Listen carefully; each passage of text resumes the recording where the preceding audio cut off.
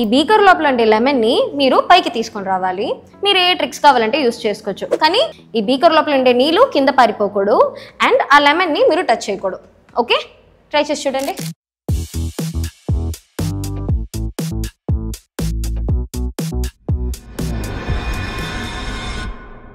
ఇప్పుడు నేను చేసి చూపించానా?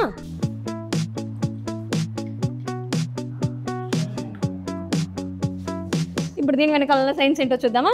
మనం ఒక గ్లాస్ ఫుల్ ఆఫ్ వాటర్లో లెమన్ని డ్రాప్ చేస్తే యూజువలీ ఆ లెమన్ కింద వెళ్ళిపోతుంది, బికాజ్ లెమన్ డెన్సిటీ వాటర్ కన్నా ఎక్కువగా ఉంటుంది. స్వర్ల్ చేసినప్పుడు గ్లాసెస్ సైడ్స్లో ఉన్న వాటర్ ఫాస్ట్గా మూవ్ అవుతుంది, సెంట్రల్లో ఉన్న వాటర్ స్లోగా మూవ్ అవుతుంది. ఇప్పుడు ఈ రొటేషన్ వల్ల సైడ్స్లో ప్రెషర్ ఎక్కువగా ఉంటుంది, సెంట్రల్ ప్రెషర్ తక్కువగా అవుతుంది.